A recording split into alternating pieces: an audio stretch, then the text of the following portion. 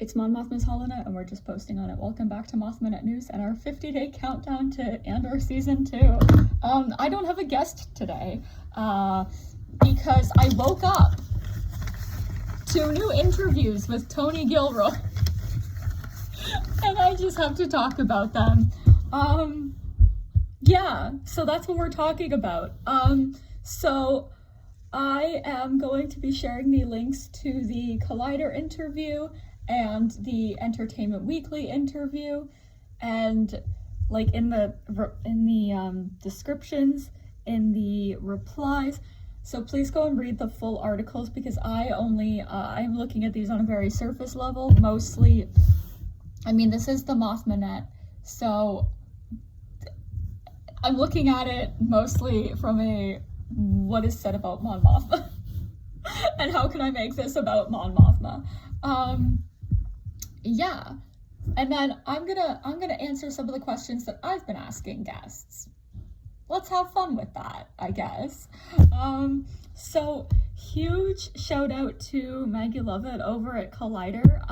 We love you very deeply. You just always ask such amazing, insightful questions, and your love for Star Wars really shines through, and your appreciation for the people that create Star Wars also shines through every single time you talk to these folks. And your interviews make me feel seen. Yeah, so 100% I concur with Tony Gilroy when he says he'll be severely disappointed if Michael Wilkinson does not get recognized for the show, because have you seen those costumes? They are so good. I am here. I know that Tony Gilroy is also like, I don't, focus a lot on awards. I don't really care about that. But I am here for Andor Emmy Sweep 2025. Right? Give Michael Wilkinson the awards. Give Genevieve O'Reilly all the awards. Like, make this the most awarded show in history. I don't want it to be the Emmy Awards. I want it to be the Andor Awards. Yeah. That Mon Mothma serves constantly in every single thing Michael Wilkinson has put Genevieve in, and so these costumes just mean so much to me. Like, I can sit and look at these costumes for hours on end and just be like, I'm thinking about this outfit again. Yeah. And I realized, okay, this is going from happy to devastating. Fuck AI for costing us the Andor scripts being posted online. But, like, Tony is right. Like, why help the fucking robots? Like, why help the fucking robots? I don't want those baller scripts being used to train AI. I want real people writing those scripts. Right? Like, if AI has no haters, I am dead. Like, and just to find out that AI is the reason that we lost this, because I was so excited to be able to read the Andor scripts online. I was like, ooh, this is gonna help a lot with my analysis for Mon in Andor. And then the robots are like, bitch, you fucking thought? Fucking robots. Fuck AI. Fuck. Ah! Ugh. Yeah. Just gonna sit with that for a second, because I really hate AI. You know what else I hate? Massacres. So the Gorman Massacre, that was one hell of a segue. The Gorman Massacre is going to be taking place over the span of 5 episodes. Now, we already have the building blocks for the Gorman Massacre in season 1, and I already started arguing with somebody on Blue Sky that I ultimately muted, because they were like, I thought there was going to be 3 episodes a week with a year in between. And I'm like, massacres and genocides don't happen like that. They take time. There are building blocks that you need to have in place for this to make sense, such as cutting off shipping lanes and causing people to starve, which would cause uprisings and protests in the street that a fascist government like, I don't fucking know, the Empire won't take well to, which leads to those fascist governments stripping those people of their rights. now. There is a lot of complexities that go into all of that, but we're not here for a history lesson. If you look at the history of any massacre or genocide or anything like that in history, you will realize that this wasn't just somebody woke up one morning like, I'm gonna do this. It's not like Palpatine woke up one morning and was like, you know what today would be a great day to do? Massacre a bunch of Gormans. No, we already have the building blocks in season 1. Mon Mothma has talked about this on multiple occasions. She talked about it in her first episode, Aldhani, right? These things take time. And because it's 5 episodes, that will span at least 2 arcs. Or 3 arcs, depending on how it's set up. Because it can either be the last episode of one arc, the entire next arc, and then the first episode of the next arc, or it can be like 2 episodes in one arc and then finish off with the 3, or it can be start off with the 3 and end with 2. We don't know. We're just gonna keep fucking getting hit in the face with the Gorman massacre, and it's super fucking important that we do, because it is a pivotal fucking moment. This is the moment that ultimately leads to the Rebel Alliance Rebel Alliance to form as we know it, because it is the catalyst for Mon Mothma to leave the Senate. Mon Mothma leaving the Senate and fully siding with the rebels, given her position of power and her influence, gives the rebellion legitimacy, which makes them an active threat against the Empire. It puts them on the path to everything else that happens. It is so critically important that I'm surprised this will be the first time that we've actually seen it play out on screen. Anyone who knows Mon Mothma's story, even the bare bones, I don't ask anybody to know her story as well as I do, because that would be fucking ridiculous. But if you've seen Rebels and Andor, you know how important the people of Gorman are to her, and how crucial the Gorman massacre is to her story arc.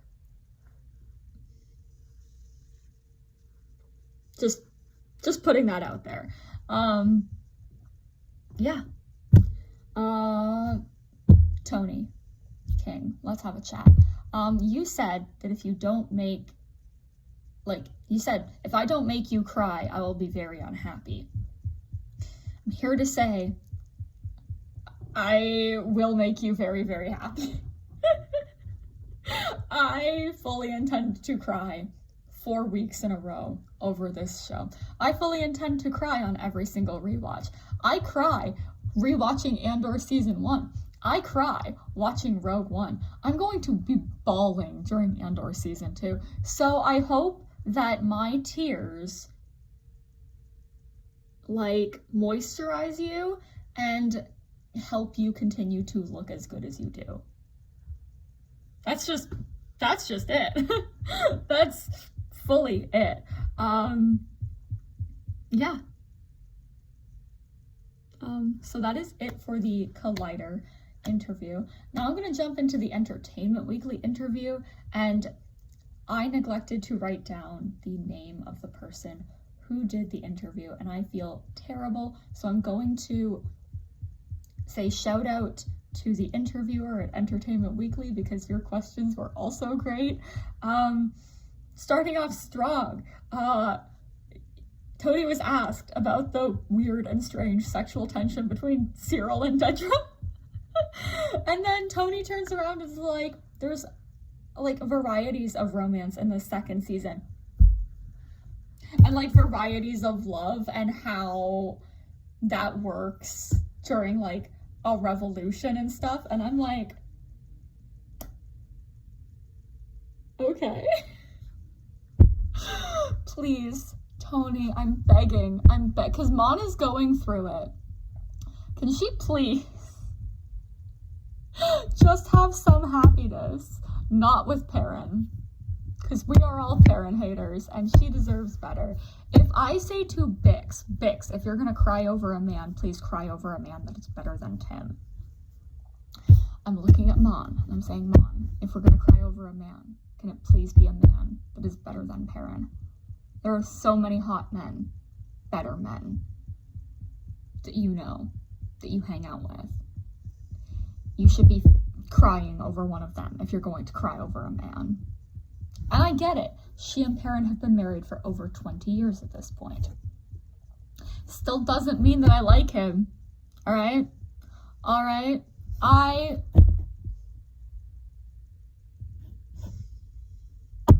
cannot deal with that man. Yeah, my feelings have grown more complex. I'm sure Andor season 2 will add to how complex my feelings about Perrin are. That doesn't mean that I like him.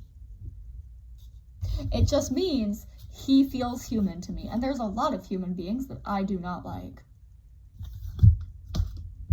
Again, huge shout out to Alistair Mackenzie, because fuck, it is so difficult to play a person that is so outrageously unlikable and still be a reasonably likable person. So hats off to you, Alistair Mackenzie.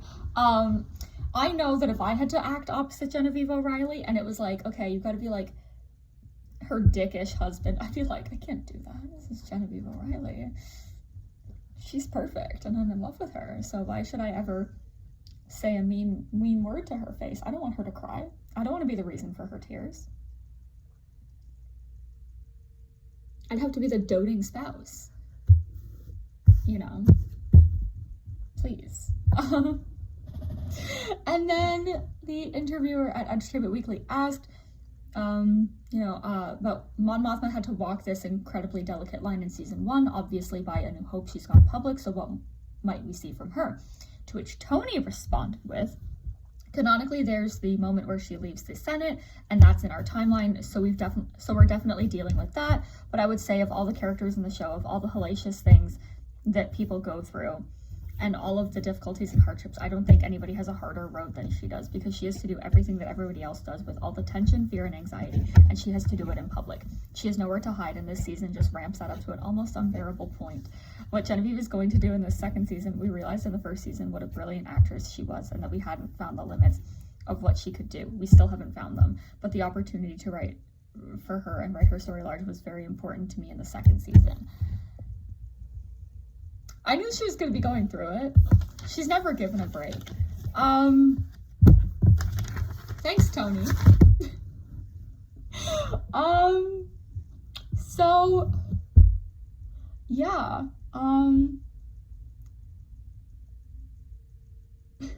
Let's just sit with that for a second.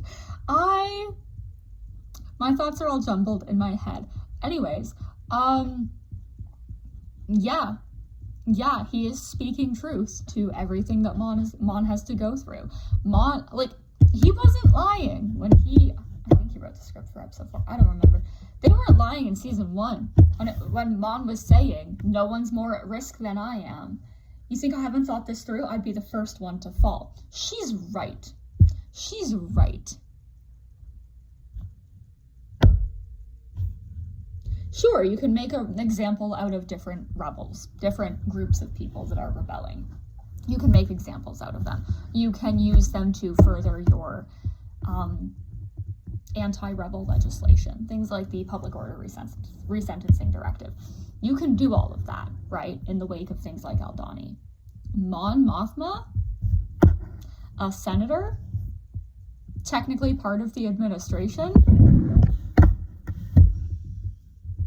she's been a thorn in Palpatine's side since the Clone Wars, since she and Bail were orchestrating the delegation of 2000. And yet, she has gotten away with it for this long. And now, she's doing crime. Now, she's, actively working towards that point where she gets out of the Senate, where she leaves. And she is hunted down. This woman has faced assassination attempts, will face more assassination attempts, has a family to worry about, has other people that she has to worry about.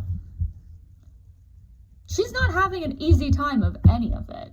And I'm really glad that this show is going to cause me physical and emotional pain over Mon Mothma's storyline, because that is what I signed up for. Yes, I want her to experience some happiness. Tay, please. Draven, you're also in season 2, and I will take that as well.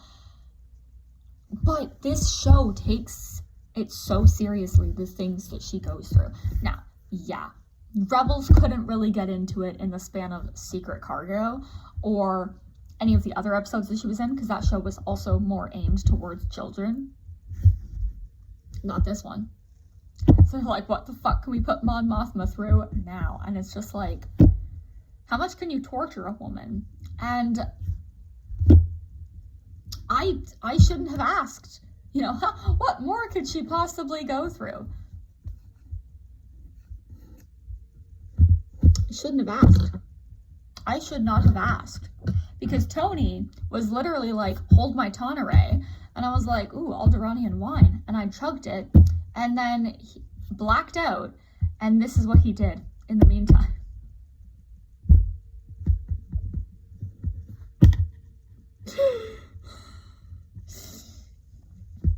I have to watch my favorite character literally go through it constantly.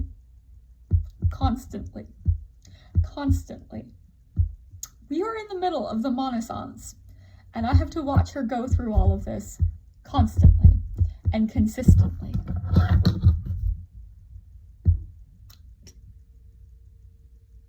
I'm still looking forward to it. It's going to be awesome because Genevieve is a phenomenal actress, and I trust Tony Gilroy with Mon, and it'll all be okay. It will be okay. It will be okay. She survived. That's the only thing I don't need to worry about happening to her this season, is I don't need to be like, is Mon gonna die? Because no. She has more plot armor than anybody in this show. Like, we get to the end of the season, it's just like, well, Krennic, Cassian, count the 2 days you have left. Draven, you have slightly longer than that, you know, because you die between A New Hope and Empire Strikes Back. Yularen, you were briefly in Andor. Wait, even Saw. You know what? Saw, Orson, Cassian, count the 2, and K2, count the 2 days you have left. I'm not even wearing a watch. I don't know why I did that. Draven dies between A New Hope and Empire Strikes Back. Yularen dies on the Death Star in A New Hope. Everybody else unaccounted for, missing, presumed dead, which is very High Republic coded of them. And then Mon is just eternal. Mon Mothma is eternal. Alrighty. Now I got to... So, because I'm never going to be a guest on my own show. What am I most looking forward to in Andor Season 2? More Mon Mothma. Yeah. That's it. I'm here for Mon Mothma. I wake up in the morning and get out of bed for Mon Mothma. That's just how I choose to live my life. And if you don't like it, that's okay. My favorite original Andor character, not Vel. I do love Vel, but I do also throw shade. My favorite character that's original to Andor is Kleya. And no, it's not for the reason that you think. It's not just because she's the first person to say Mon Mothma's name on screen in live action in an uncut scene 39 years after the character was introduced. No, it's not just that. She's a badass. Kleya Markey is a badass, and I love her. I love her. She's the one that keeps Luthen fucking with his head on his shoulders, mostly. She is the left brain for Luthen. She's Luthen's left brain. He's Luthen. And I'm really, Kleya, please survive season 2. I need you. My least favorite original Andor character?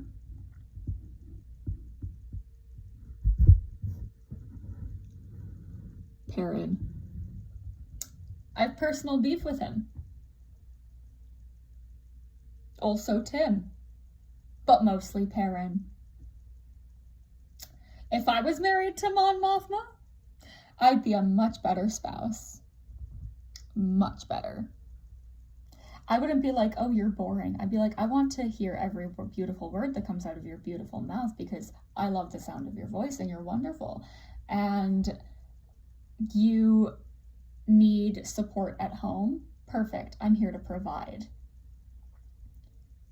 Oh, you're going through it? Here, let me support you. Let me be a good spouse. Perrin can't relate. Then again, Perrin was useful in the last episode. Maybe I'd get into like some kind of trouble. And I'm just like, just in case you need to cover someday, babe. You know, I have a shopping addiction or something. I don't know. I like to buy her pretty things. Who knows? I don't know. And I don't think I should have to answer my favorite things about Mon Mothma because that could take several hours. She's literally my favorite Star Wars character. My life is devoted to her. She is the queen of my universe. Like I said, I wake up every morning and get out of bed for Mon Mothma to make her proud of me. Yeah. Also, we found out today that on Thursday, in like 3 days, I don't know. Today's Monday, I think. Yeah, Monday the 10th. So on Thursday, the 13th of March at 12 p.m. Pacific time, which is like 3 p.m. Eastern, and I don't know the rest of it. I think it's like 7 p.m. GMT, 8 p.m. rest of Europe, like most of Europe time. I don't remember the name of that time zone. I think time zones are slightly ridiculous. But anyways, there's going to be a big Andor thing happening on YouTube. And yeah. Tune into that. That will inevitably be what I end up posting about that day. So Thursday's video might happen a bit later in the day because I'll be talking about that. Tomorrow is day 9, I think. Tomorrow is day 9 of the countdown, and we are doing Tay's Day. Yes, it's like Tuesday, but it's about Tay-Kolma. Mondays are for Mon, Tuesdays are for Tay. You can't spell Monday without Mon. And also, if you rearrange some of the letters in Tuesday and you remove a bunch of them, you get Tay. You can also do that with Thursday. But anyways, tomorrow, Tay-Kolma video with a very good friend of mine who is a huge Monte shipper. I don't know what happened to my hand. I don't know why it's so red. Huge Monte shipper. We're gonna yap. We're gonna simp a little bit because it's Tay-Kolma. Yeah.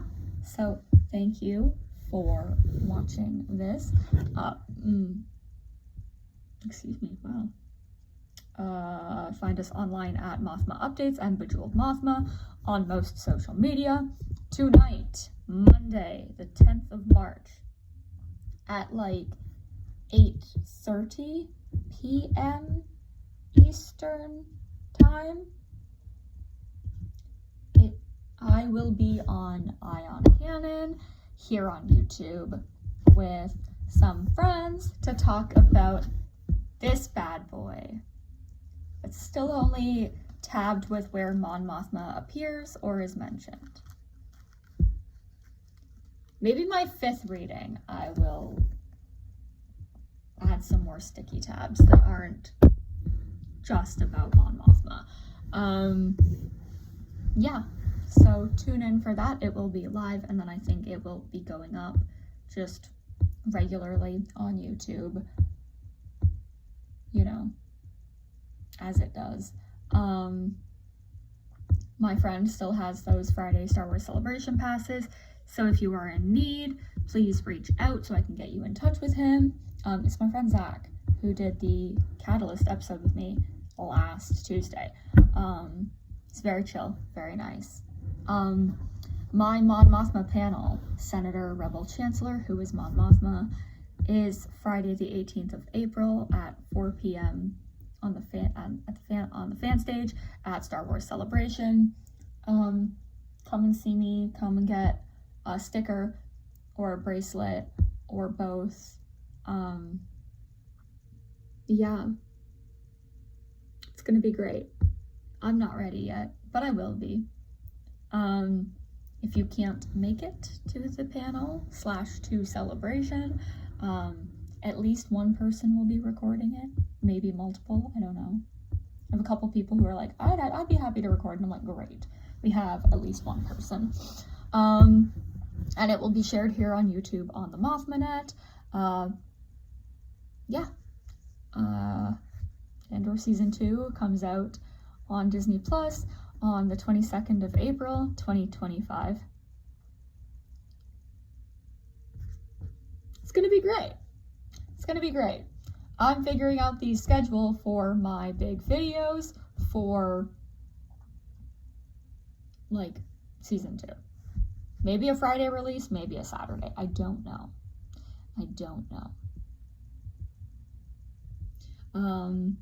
Yeah, thank you, and may the Force be with you.